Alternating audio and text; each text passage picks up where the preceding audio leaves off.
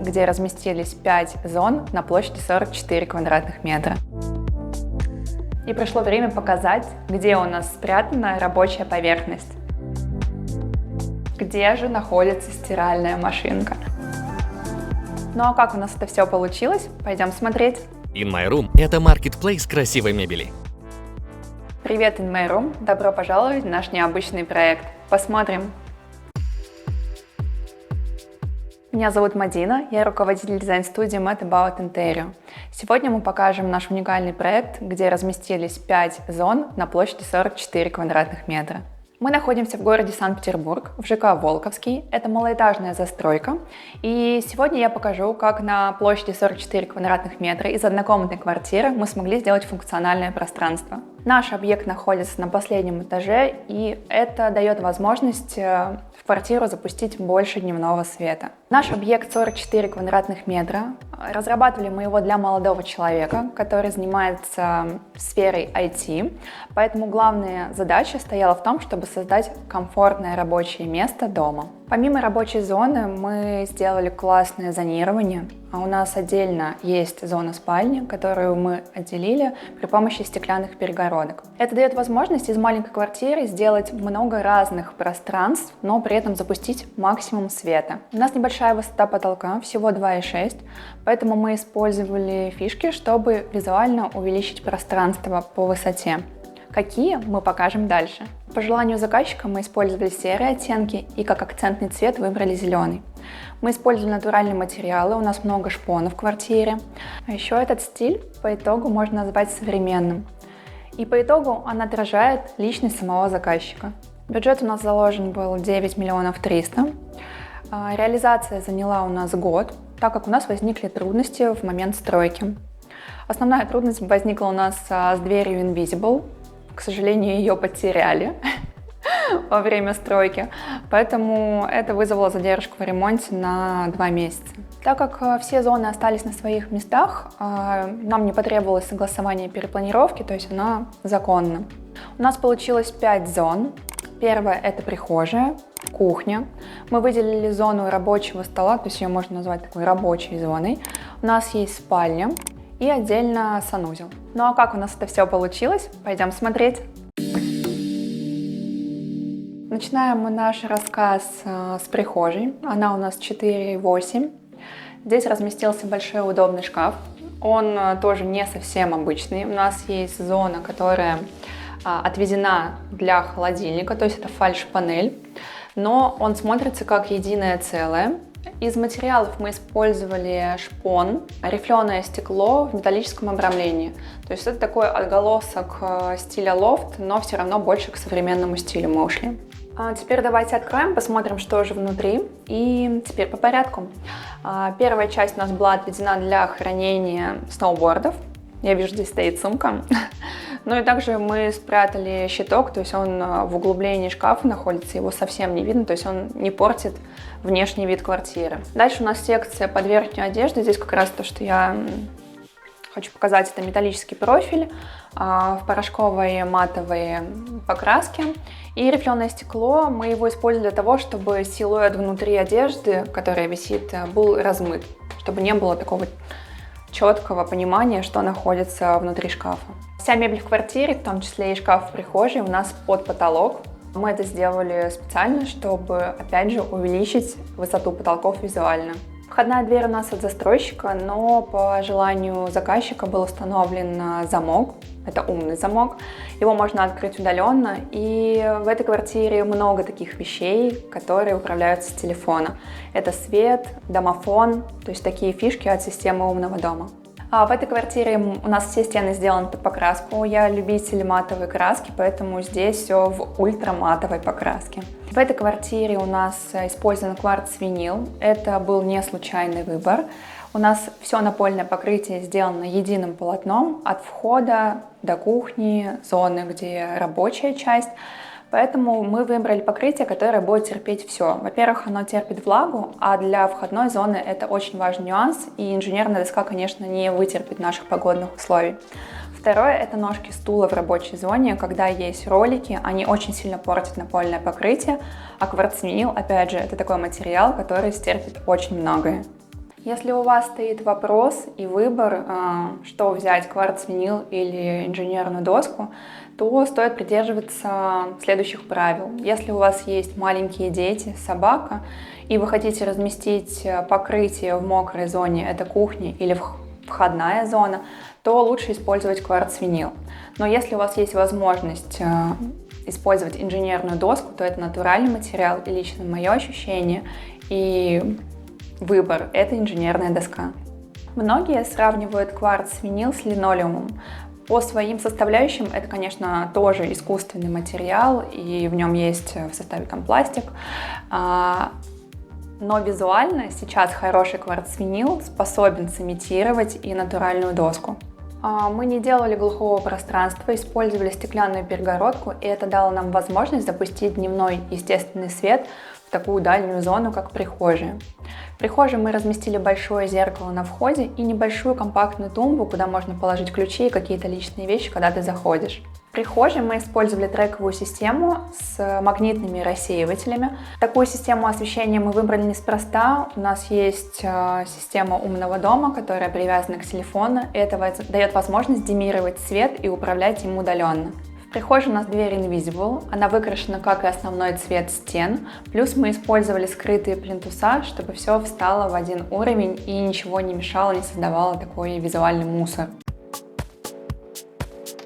Из прихожей мы перешли в общую зону. Из всех стен у нас осталась всего одна. Она у нас сейчас является конструктивом для шкафа, который стоит в прихожей. И, собственно, та фальш-панель, про которую мы рассказывали, она является задней стенкой для встроенного холодильника в кухне. Давайте поговорим про отделочные материалы. У нас здесь использованы стены под покраску. Краска, как я уже говорила, глубоко матовая. Здесь у нас также идет общее напольное покрытие. Это кварц-винил.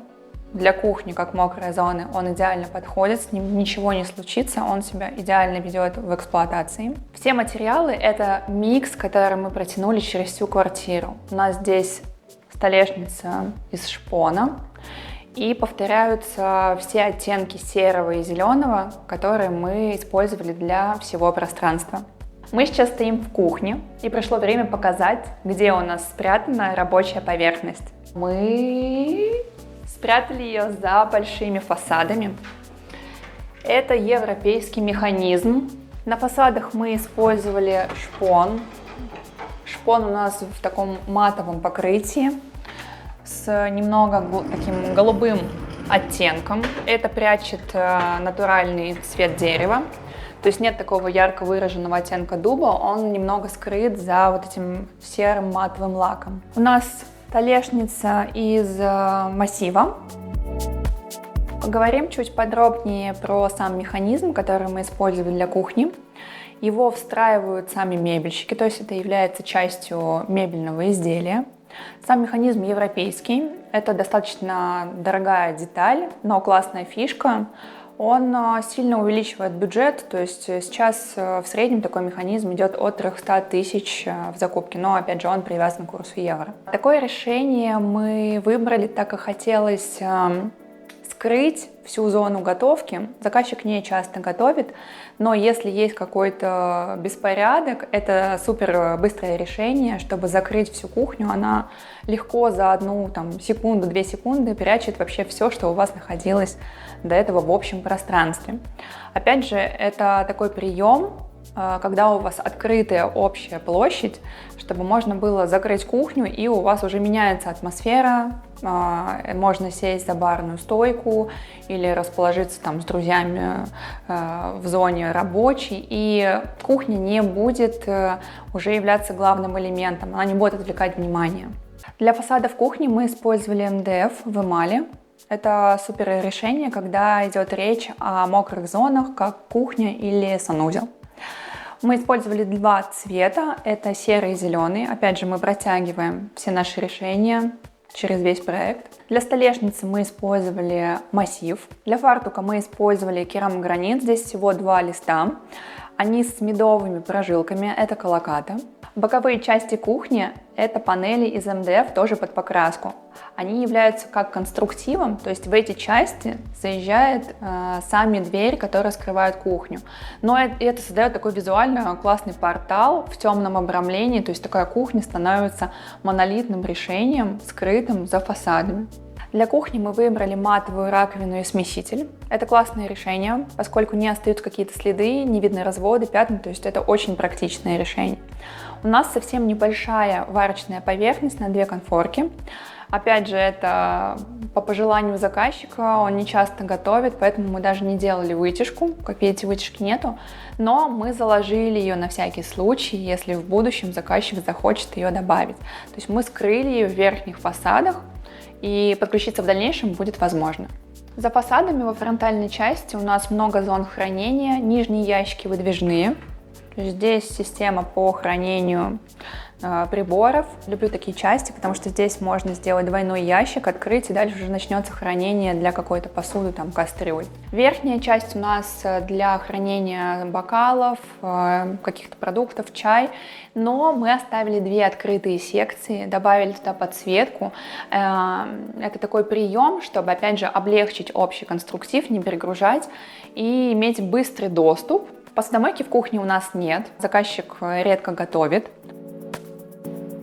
У нас есть отдельный остров с духовкой. Снизу мы добавили перфорацию, это для циркуляции воздуха, который идет от самой духовки. А под духовкой у нас есть зона для хранения. Мы старались максимум использовать все пространство, чтобы наполнить его удобством. Но это моя любимая часть, барная стойка. Здесь заказчик собирается со своими друзьями или может там позавтракать. Так как кухня у нас небольшая, то мы отдельно вынесли такую часть компактную, но она несет и огромный функционал. Сверху мы добавили также зоны для хранения, где можно добавить какой-то декор, и это создает дополнительное зонирование. Ну и где же холодильник, спросите вы? А помните, я вам говорила, что у нас есть шкаф с нишей, который как раз подходит для холодильника.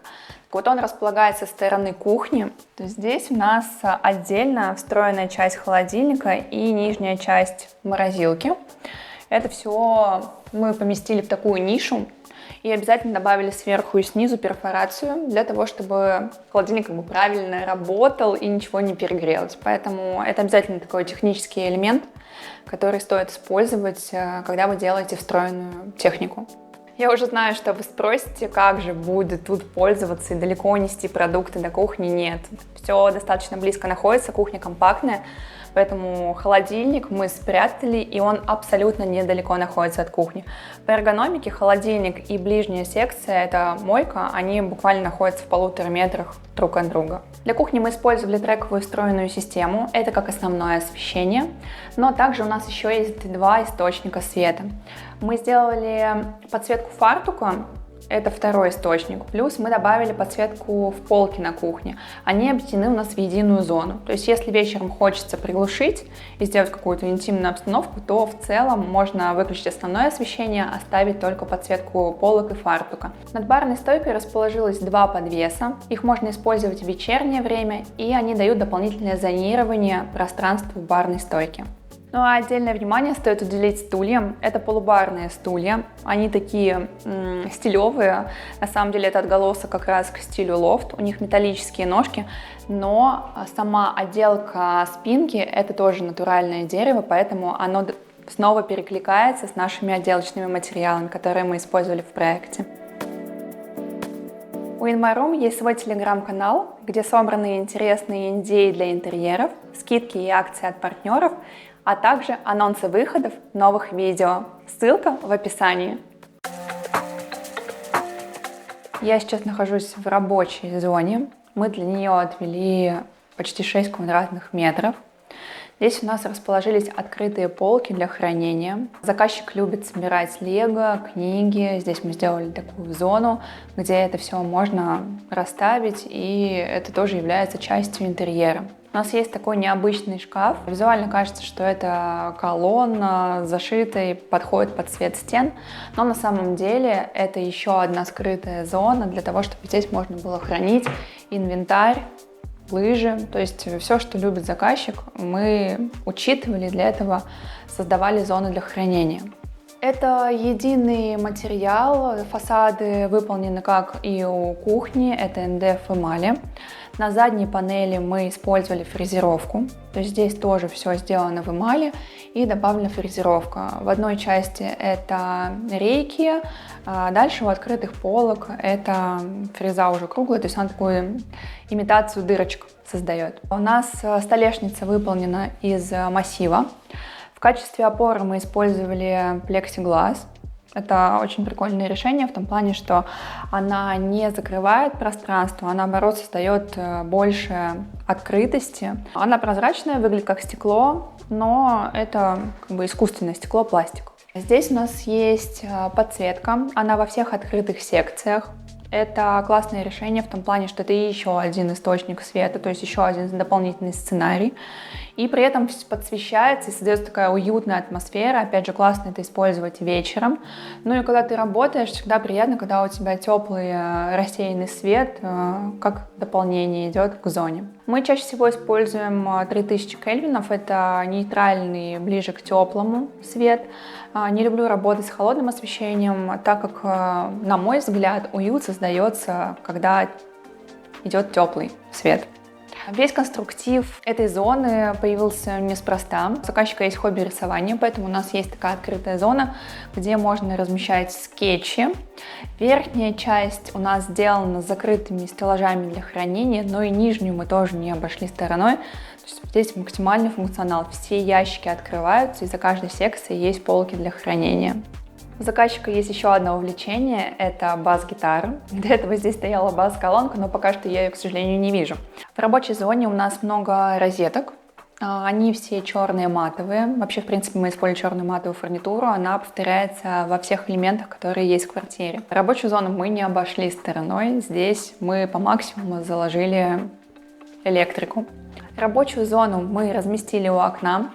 Использовали подоконник и за счет этого расширили рабочую поверхность. Да, с одной стороны, вы можете сказать, что это портит зрение и неудобно, но готова с этим поспорить, так как мы предусмотрели этот момент. У нас есть шторы blackout, вы можете полностью их закрыть, и это не будет мешать работе за монитором.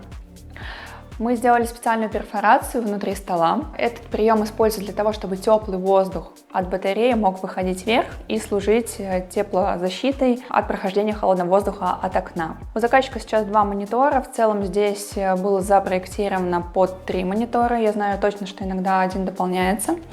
Наш заказчик занимается 3D-дизайном, создает модели для игр. И поэтому ему нужно было максимальное пространство для того, чтобы можно было и рисовать, и работать на мониторе, и подключать много гаджетов для этого. Мы переместились в правую часть нашей рабочей зоны. Здесь уже не глубокая поверхность. Расскажу, почему. Тут есть своя фишка.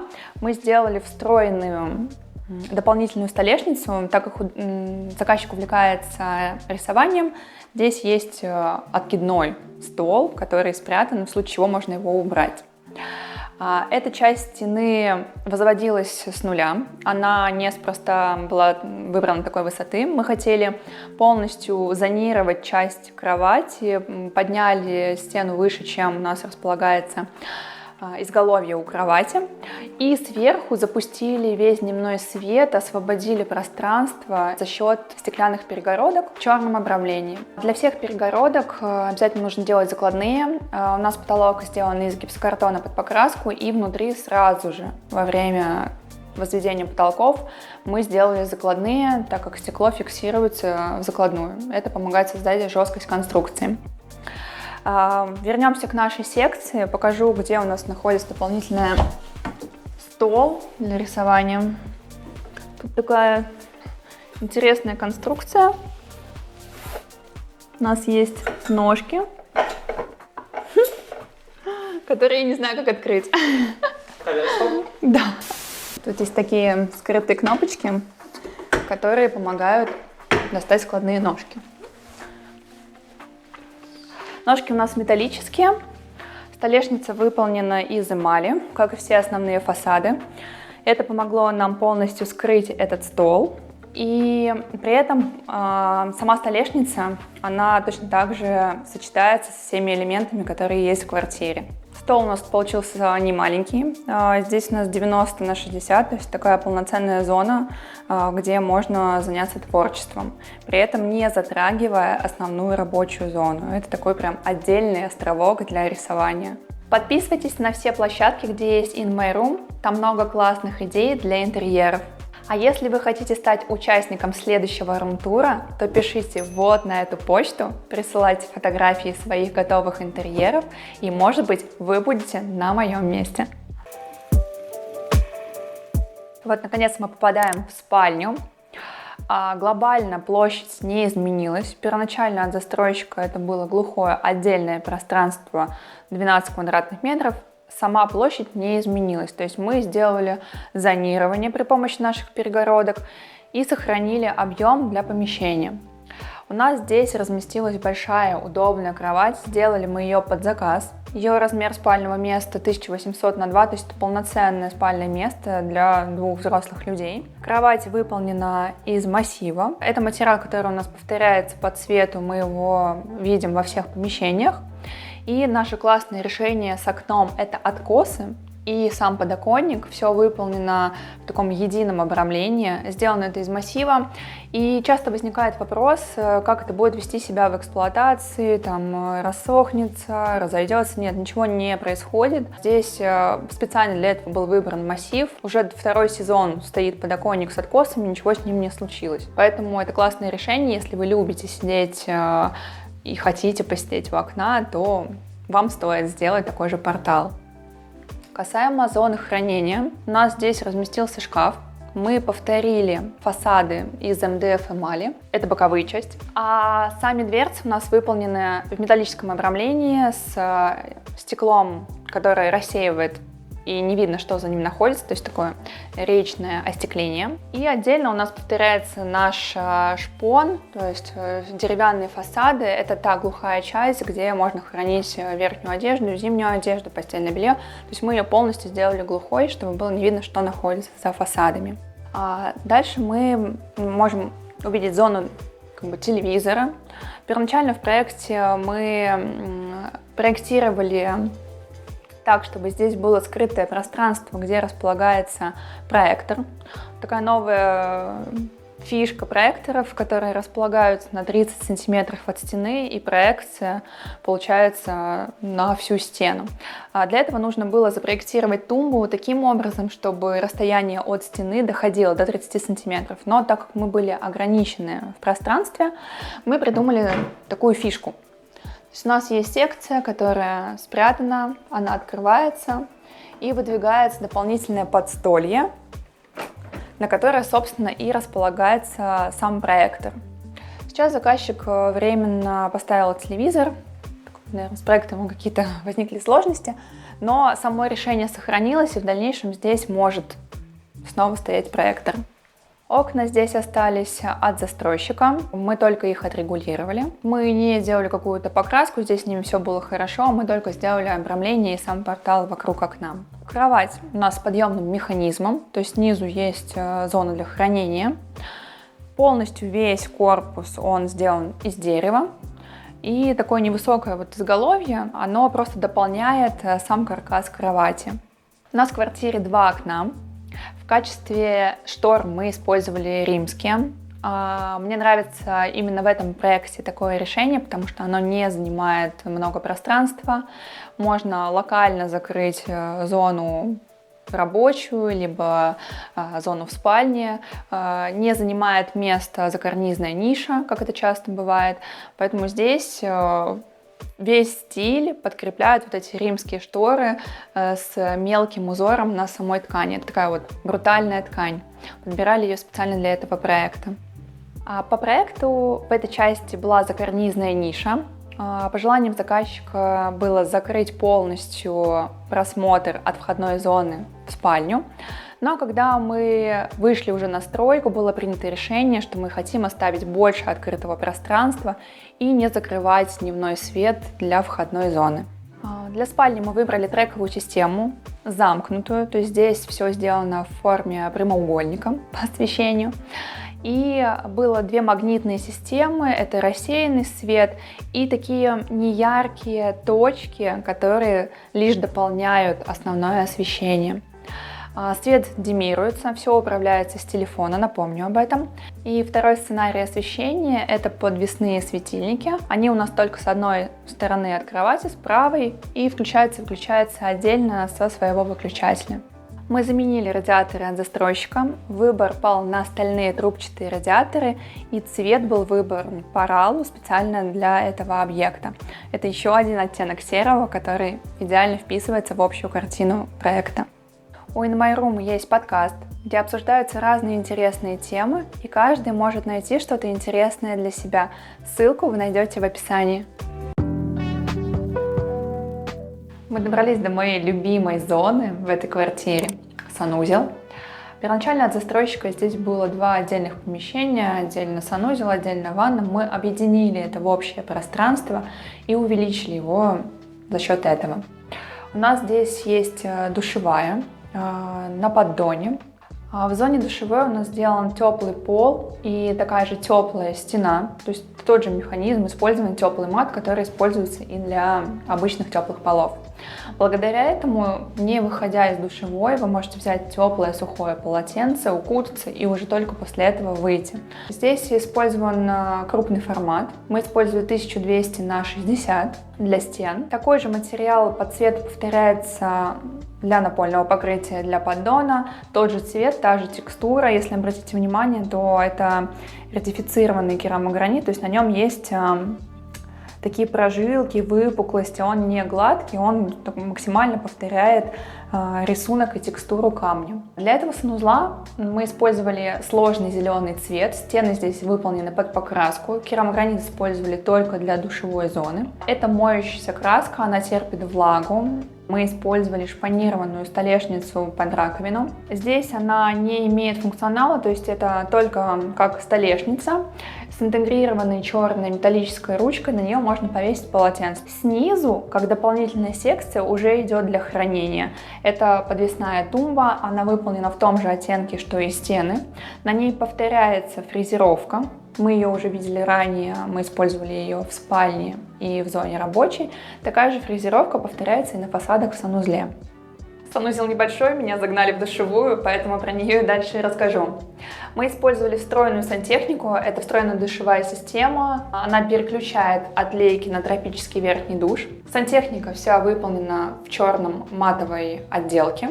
Такие же смесители стоят и для раковины. То есть все полностью встроенное, вы внешне имеете только переключатель для воды. Эта фурнитура повторяется у нас и на душевом ограждении. У нас здесь закаленное стекло, оно осветленное. Осветленное стекло используется для того, чтобы не было дополнительного, даже лишнего оттенка. Поэтому здесь все было сделано осветленное, плюс мы добавили черный профиль, черные ручки, которые дополняют всю фурнитуру, которая есть, опять же, во всей квартире. Здесь у нас интегрированная ниша для хранения баночек шампуней. Она располагается прямо под самой системой душевой. Внутри встроена подсветка. Классный прием. Во-первых, так создается эффект глубины для самой ниши. Ну и, по-моему, очень симпатично, когда есть дополнительные источники света, они всегда дополнительный уют создают. У нас полностью встроенный трап, его не видно, это лишь такая небольшая щель, куда вставляется металлический такой профиль. Это полноценный душевой трап. Мы сделали небольшой уклон для того, чтобы вода полностью могла стекать и уходить в трап. Напомню, я вот сейчас здесь стою, мне тепло, у нас полностью подогреваются все полы. В этом проекте мы выбрали черный унитаз.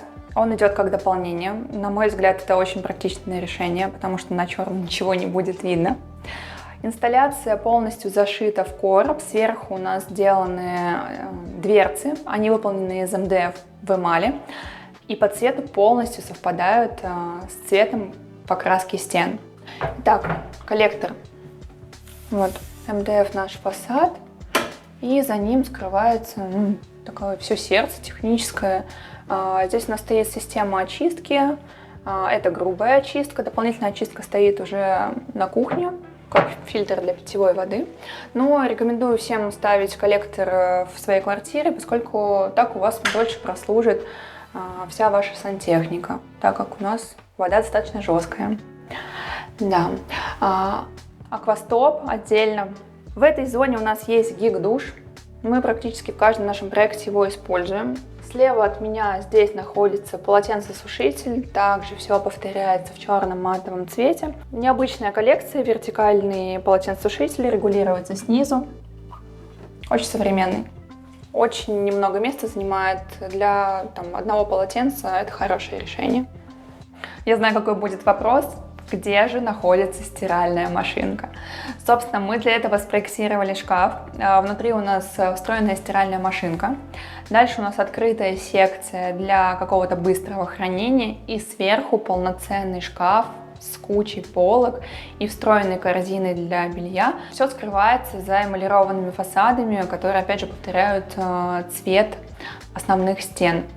Очень удобное решение, если есть возможность сделать встроенные какие-то части, чтобы все скрыть, рекомендую. Мы используем это в каждом нашем проекте. Для санузла мы использовали несколько сценариев света.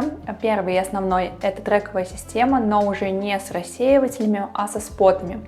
Он дает более направленный свет, и для санузла это стало хорошим решением. В качестве дополнительного освещения мы использовали встроенный рассеянный свет с боковых частей у зеркала. Вот и подошел к концу наш обзор. Если у вас остались вопросы, пишите их в комментариях, я обязательно отвечу.